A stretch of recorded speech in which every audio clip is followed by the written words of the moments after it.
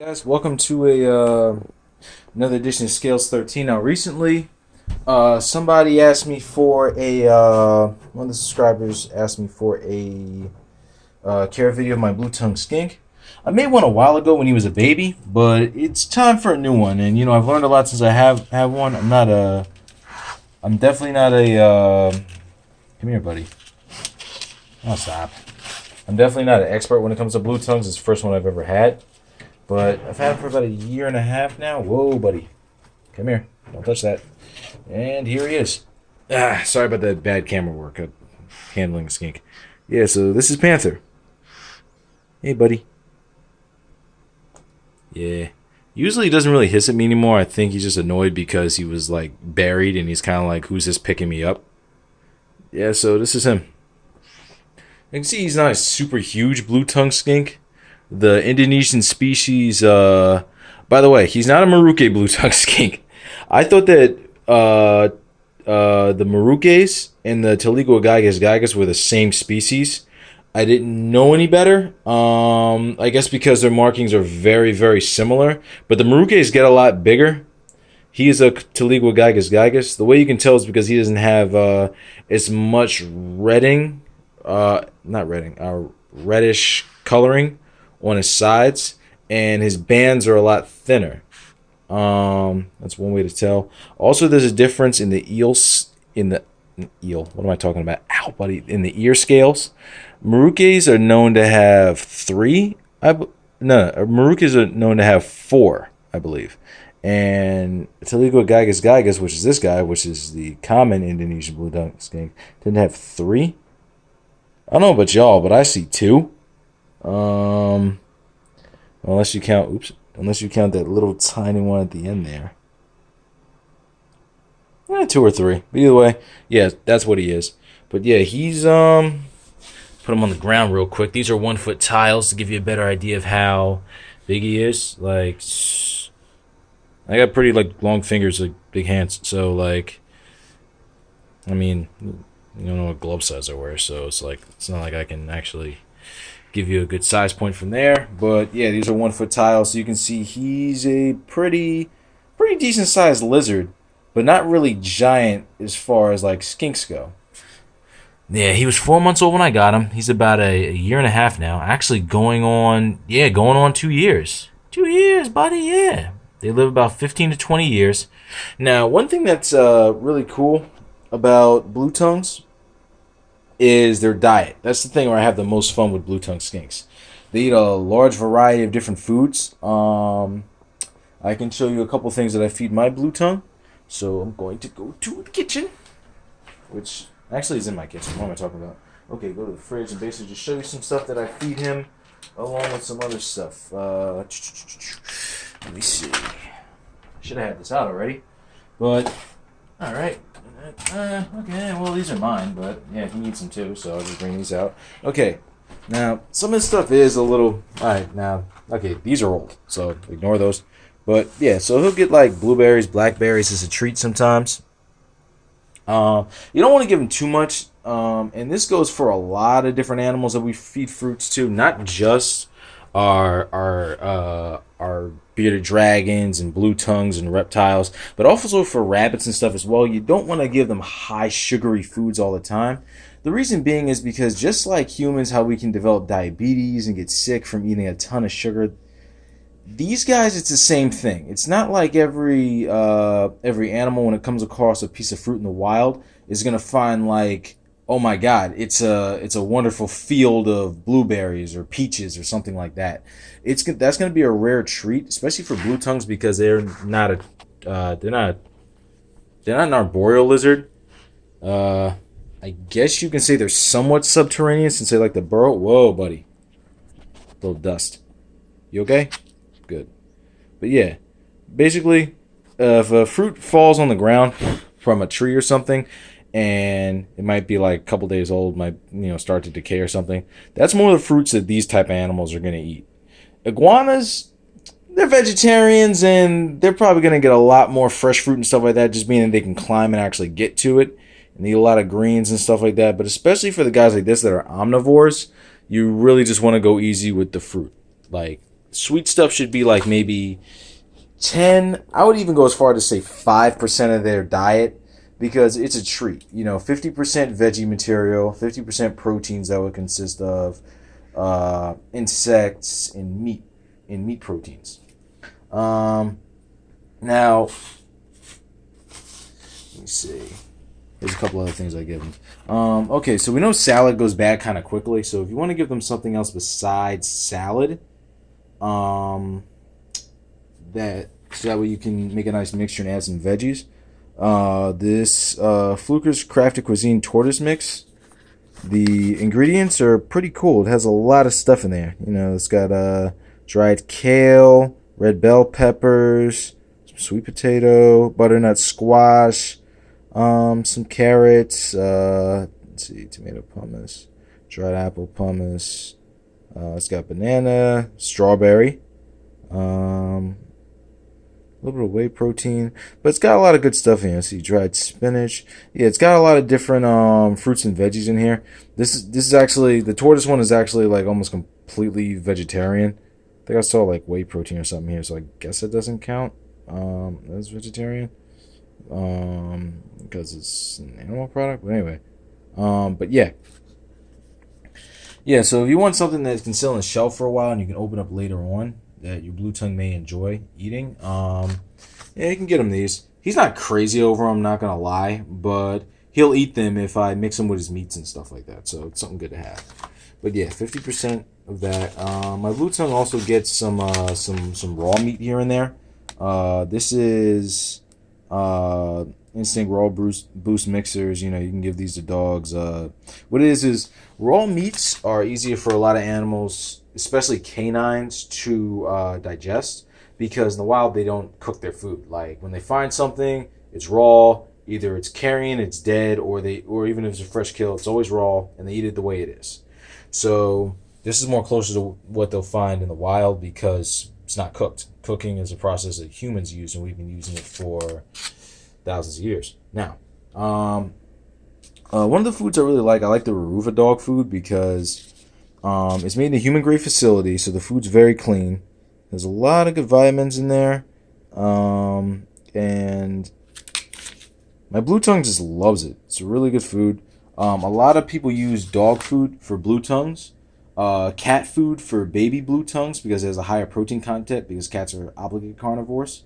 The reason we use this is because and there's a breeder that I was following recently, and what he said was basically the same thing, like dog food's really good for him, but it's because what dog food does is, since it's a prepared full meal, it hits the mark that a lot of our homemade skink mixes might not hit, because it's always easy to forget something or get the calcium ratio wrong, or maybe you didn't mix in enough greens, simple things that might throw off the balance of what they're eating, where this is already a prepared full balanced diet. And from what I've heard from the guy is, well, there's a couple of them. There was let's see. Well, there was a couple different guys I listened to, but they all said dog food is good. A nice wet, grain-free, high-quality dog food is good for your dog. You don't want to get them something that's like Caesars or something like that. That stuff I wouldn't even really feed my dog. So if you wouldn't feed it to your dog and you're a person who's really into high-quality dog food, let's just say you have had a canine or you do have a canine and you only feed it specific good foods, if you're into reptiles, you want to get a blue tongue, feed them the same type of foods. Don't give them a lower grade. It won't be any better for the animal. You thought I forgot about you, didn't you? He's like, I'm chilling. What do you want? Yeah. Let me see. What's a couple other foods that I feed them? Man. Okay. Let's see. So, these are on sale. So, another food that skinks love and they can actually eat like pretty much on a daily basis as a protein is snails. I like the Zoomed snails because they have nice big chunks, and he's an adult now, so it works out really good for him. Where with the Exoterra brand, now every time I've bought it, it was small pieces, which was great when he was a baby. But I started getting this one because it has big chunks, like the size of a quarter, where the other ones were smaller than half of a dime. So, of course, the small one's going to be easier for mixing, but to be really appetizing to him, I think he likes the bigger chunks, so that's what I'm rolling with right now. This is another complete diet. I was raising him. He was eating this a lot. He ain't going nowhere. When he was a baby. This is the Rapashi's Bluey Buffet. And I got it at a Reptile Expo the day I bought him, and they just came out with the samples for free. This is about a year and a half ago. And he loves it. It has a lot of high protein insects in here. Let's see if I can show you the ingredient panel. I think, what's it got? Like soldier ant, what's the name of these things? Soldier fly larvae or something like that. That's the instructions. Where's the ingredient panel? Here we go. I'm acting like it's not in front of me. Yeah, here we go. Soldier fly larvae is the first ingredient. Let's see. Dried egg, squid meal, banana, alfalfa, whey protein. See, it's got a lot of really good, what's it? Locust bean gum, again, which is the same thing that was in the, I don't know if that's more of a binder or a, for the food to be nice and sticky, or whether it's actually there for nutrition. But, let's see. Dried kelp. Let's see, it's got a lot of good ingredients in here. So this is another complete diet I like to use. Using the complete diets, like let's just say like a high quality dog food or like this Rapashi's Bluey Buffet, are going to be really good for your skink, because it's like eating a home cooked meal where you have your chicken on your plate, you have your rice, you got your veggies, you got everything there just the way mom prepares it. You get everything that you need that's essential for your body for the day. You're not just getting, oh, okay, well, a couple of chunks of banana and like a couple pieces of snail, or, you're not eating things like finger foods, like a snack. Like he's always getting at least a full meal of everything his body craves. And then the other stuff can be given as either treats on top of the meal or throughout the day. Give him some extra stuff. Okay, so calcium. So I use calcium with vitamin D3. The reason I do that is because I have blue tongues. I'm sorry, not the heck is wrong with me. I have leopard geckos, and my leopard geckos, I don't give them UVB light because one of them is albino, and it probably just makes them more comfortable. But one of them is albino. As you know, they're nocturnal lizards. Well, here's the thing. There's a debate about that now. Some people are saying they are diurnal, meaning they would come out during the daytime, but they stay in the shaded areas, and they're not really out in the bright sun and stuff like that. Or if they do want to bask, they'll stick their foot or their tail out to absorb some light from the sun. I don't know how true this really is, and there's probably not a whole lot of research being brought into that, because the top scientists probably aren't putting millions of dollars to see whether a leopard gecko basks or not. But the way I see it is, these guys come out at night. They're nighttime creatures. They don't really bask. What they do is they like to sit in the warmest part of the tank. Like, let's just say if I had a heating pad, which I used to use, but I had some issues with them. They were getting too hot. And but let's just say like right here, on his substrate right here, with this heat, there's a cricket over there. It would make the ground. It makes the ground really nice and warm to the touch. So for my leopard geckos, this is where he would lay to get that belly heat, and it would be the same thing with this guy right here. Hey, Tiny Tim, he just came out. What's up, bud? Say hi. There's a blue tongue video, so it's not really about you, but we will talk later. Okay, bud? Yeah, but anyway, that's why I use vitamin D3. That way they're getting it in their diet, because they're not going to get it. They're not going to be able to metabolize it themselves because they don't have UVB lighting for my leopard geckos. Now, when it comes to the blue tongue, I had a couple little small containers of just regular calcium without vitamin D3 that I used before. I was using that basically because I don't want to overload his body with vitamin D3, because that can make them very sick. And you don't want to give, it's just like anything else. Too much of a good thing can become a bad thing. It might be essential for your body, but it can be bad. Like, your body needs a certain amount of calories and sugar for your brain to function and your organs to function properly throughout the whole day. You get too much sugar in your body, it can cause issues like the diabetes and stuff like that, like I talked earlier, with having treats. So I try not to use this one that often. I use it when I have to. Like, I'll give you an example. A couple weeks ago, my and that's when we're going to get into the lighting later on. But my solar glow bulb popped because it was stupid. Like, I tripped over the cord. The cord was over here rather than tucked behind the tank where it was supposed to be, and I broke the stupid thing. So I didn't have the money at the time to buy a $50 bulb again responsibly. So what I did was, I have this little double dome here. This one has this night light, but it also has a second UVB light right here.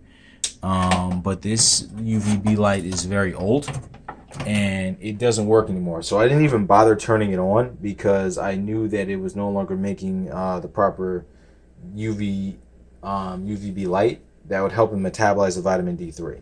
So what I was doing was I was supplementing in vitamin D3 in his food, and I was with just a little bit of calcium at least once a week or twice a week to make sure he was getting his vitamin D3 until I got this replaced. So you could do either one, but me personally, I'd rather use lighting for blue tongues. But if you're ever in a rut and you're like, oh man, like let's just say you're a reptile keeper and it's like, oh man, like it's like 5 days till payday, and all he has is his night light or his a heat light, a heat based light, and you don't have something that gives him the vitamin. Because here's the thing, UVB and UVA lights are expensive. They're much more expensive than the common lights that just emit heat. So, you know, I'm just saying, if you're in a rut, you can use calcium with D3 for a little while until you can get a proper UVA, UVB producing bulb. Now then, I think we're going to go off of diet for a little while and we're going to talk about lighting. The reason I use this is because, like I said, it helps him, see right here, it says all-in-one. And the thing is, like I said, it helps them metabolize their vitamin D3, but also the UVA also helps reptiles with their vision because they see differently than us. I think they're colorblind. I haven't read up on it that much. Like, if someone's going to slash me for it and say, no, they're not colorblind, they can only see this color or that color and blah, blah, blah. Listen, UVA is good for their vision, and this one has UVA, UVB, and it produces heat. So it's all in one. So I don't have to worry about stringing up 2 or 3 different lights over here. All I have is this one with a nice little 75 watt basking night light over here for him. We're sitting on a bag of recycling. Get over here. You little, oh, sorry, bud. Okay, come here. Shh, shh, shh, shh. Yeah. So, yeah, that's his lighting. As far as his tank, let's see. It's getting a little long here, so I'm going to go a little brief. Okay, so one interesting thing I learned about blue tongues that you should do any day for any animal, dog, cat, reptile, whatever, but especially for blue tongues is, majority of the time, a blue tongue will not drink from its water bowl if the water isn't changed daily. If it becomes just a little bit soiled, it won't even drink from it. Now, obviously, it's not the same with creatures like dogs. Like, shoot, my dog drinks out of my garden pond half the time. If you've seen it on my other videos, like, even when there's like a ton of algae and stuff in there, you know, like other animals, like their water, they might even get sick from their water because you haven't changed it and it's soiled, and they'll still drink from it. Blue tongues just won't drink from it. But the issue that you'll find there is they're not drinking their water and they're not getting a sufficient amount of moisture in their food. Let's just say you're feeding them dry food. Some people also feed dry dog foods or a dried pelleted reptile food or, you know, different things like that. Well, if they're not drinking water along with that, they'll become dehydrated. So that's something that you definitely want to pay attention to. So change the water every day. See, my water looks pretty clean. I'm actually going to change it again tonight because I changed it early in the morning. He lives in a 40-gallon breeder. Now, this particular type of blue tongue, the thing is, the ones that I think are a little easier to keep are the northerns because they can adapt to, they got a wider range of what they can deal with, and they don't require high humidity. They like low humidity, like 20%. These guys like it between 60 to 80% humidity, so I'm literally misting his tank and adding moisture and stuff every day. Not every day, I'm sorry, every other day. So, yeah, now you don't want to get off me. Yeah, so with these guys, here's what I do for the humidity. Like I said, every other day misting, you know, You don't want to make the soil too wet. You don't want it too humid in there because then they can get skin infections and stuff like that. So your best friend, especially for this species, really with any creature that you're misting the tank. Whoa, buddy. Whoa. Ah, man, he just loves to run. All right, buddy, you're getting back in your tank. Come on, bud. There you go. But yeah, your best friend, if you have one of these, where's my hydrometer? Buddy, where'd you put the hydrometer? You probably kicked it around somewhere in here. Hydrometer. Ah, here it is one of these. You don't need a fancy digital one. The regular standard ones work just as well. But yeah, you want it between 60 to 80% for an Indonesian blue tongue because where they come from, Indonesia is very hot and humid. Where other areas where the northern blue tongues and some of the other species come from is very arid and it's a lot drier. So this is where they feel comfortable. So as you can see right there, it's actually at 70%. So it's right in the middle of that range.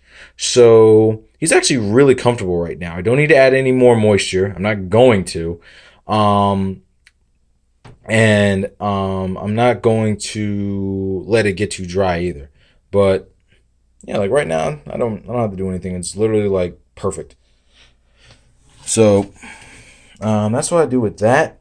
So that's your main thing with these guys. Now, with the drier species, also there's a wider variety of things that you could use for substrate. Some people use aspen and different things like that, which works for the northerns because, like I said, they like it dry. But for these guys, I like to use cypress mulch. Some of the people who are now using those bioactive substrates, they mix them with like a baked peat moss. It's actually made for reptiles. It's good for plant growth, but there's no bacteria or like dangerous organisms living in it because it was obviously heated up and prepared to get rid of any pathogens and stuff like that in there. So a lot of people will mix that with like sphagnum moss and then with the cypress mulch, and then they might get some one person used bird seed and they mixed it in there. I'm describing a video that I saw on YouTube. And in the corners where the blue tongue didn't dig, you saw like this nice grass growing in and everything. So that's pretty cool too. But to make a long story short, you want to use a let's see, what you can also use coconut husk and what's the other stuff?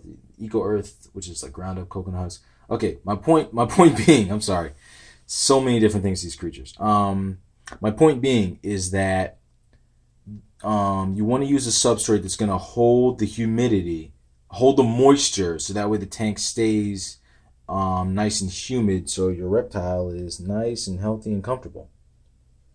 40-gallon breeder is good for these guys. They're one of the longer blue tongues that you'll find. They're not really the biggest as far as like being robust and like, fat. But yeah, like a 40-gallon breeder works just fine. Some people will use like a 60. You can go bigger. Bigger is perfectly fine. Main thing is just like anything else, you want to make sure the animal can turn around in the tank from nose to tail without any issues. They can stretch, they can climb, they can get around easily without feeling constricted and like they shouldn't be there, like they're trapped or anything like that. Let me think. Oh man, so many different subjects with these guys. Okay, so another thing, blue tongues. You have to have a hide. They like to burrow. They like to hide. They're prey animals for a lot of creatures out in the wild. Literally, their only defense is their name. They're a blue tongue skink. Especially the babies, when they're scared, they'll stick out that flat tongue and they'll hiss and they'll freak out the predator and they'll run away. Hopefully. Because if the predator's not scared off, then the only thing the little guy can do when the predator gets closer is run. And if they can't run that fast, well, then they're dinner. And so these guys like to hide and they like to feel like they have a place to get away from and feel safe. So I have a lot of like leaf litter here that he kind of just slides and glides through. With these type of leaves, these forgot what this material is called. But anything like this, you want to rinse it out because sometimes there's dyes and stuff like that in there. I wouldn't go to a hobby store and just buy these. I always get stuff that from a pet shop that's actually made to be safe for reptile keeping to make sure there's no chemicals or anything in there that could harm the creature. Because you know they could lick it or mistake it as a leaf or something, chew on it. Next thing you know, if there's something toxic in there, your animal gets sick, or it might just be bad for their skin.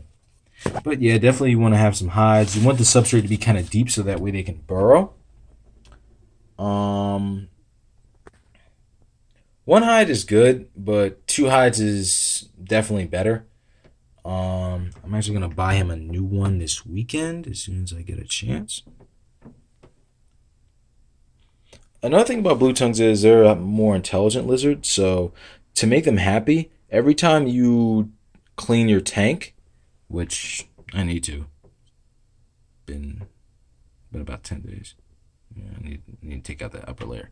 But yeah, whenever you change the substrate, you should rearrange the tank. That way, their mind is being stimulated, and it's really like enrichment for the animal. So that way, it's like they feel like they have new digs to explore and look around in.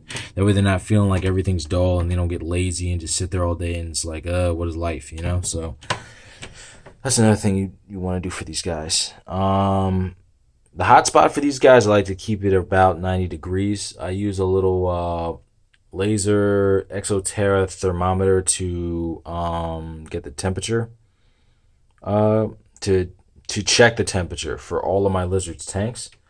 But upper 80s, 90 degrees should be good for the basking spot. I like to use a nice basking rod. That way they have somewhere flat to lay and get nice and warm from their belly, for their belly and their back. That way they can warm up quicker, especially if it's cold in your house. It's also good to keep rough materials in the tank. I learned this recently. If you keep things in there like bricks and rocks and stuff like that, for them to climb on, it's good because it helps them exercise because they're going to climb on top of them, but it also files the nails down. That way you don't have to clip your lizard's nails that much. And any reptile keeper who's had like an iguana or something like that before knows that clipping your animal's nails isn't always the most pleasant task. A lot of them get nervous. They don't like it. If you make a mistake, you can wind up injuring or hurting the animal. So what it does is it brings down that maintenance. So let's see. We covered food. We covered tank size, what you should have in the tank. Humidity, lighting. Yeah, I think that's pretty much it. If you do have a northern blue tongue though, one thing a lot of the guys that I was watching were saying that you can even make them a humid hide, just like you make for the leopard geckos with the sphagnum moss and with some nice moist sphagnum moss. You mist it and wet it up first, and then put it in a box. Just a bigger version for a blue tongue. With Panther, since he's Indonesian, the whole tank is humid, so I don't have to worry so much when he sheds. But for those guys, since they don't like humidity all the time, it's nice to have a nice little like a sauna box to go in and then get their skin off, and then they come out and they can get dry again, the way they're used to being kept. But yeah, that's pretty much it. That's all I have right now for my care video. So yeah, I finally made a full care video with this guy as an adult. What's up, buddy? You hungry? You hungry? Probably whip him up some dog food and let's see. Dog food, some blueberries. Yeah, I'm gonna open those can of snails. Nah, not yet. I'll wait a couple days for those. Yeah, okay, so I'm gonna go ahead and feed this guy, and then I'm gonna get back to what I'm doing. But yeah, guys, so that's my care video that I have so far for my blue tongue skink. If you guys have any other knowledge you can give me that'll help me raise my blue tongue skink and give him a good life, please let me know. If I made any mistakes or anything from what I said in the video, please comment and let me know your insight, or if you just have different opinions, still feel free to let me know. Just be polite, guys. Like I tell people all the time. Like, look, like, like all of us really love these creatures and want to do the best that we possibly can. And sometimes people just take it too seriously and stuff like that. Like, just be relaxed. You don't have to like insult somebody in order to get your message across. If anything, your message won't get across by doing that. So, it's just a little lesson for the kids. As for the adults, we don't care either way. But yeah, so that's it for the day, guys. Say bye, Panther. Yeah, I will see everybody later on, and don't forget to like and subscribe. Later.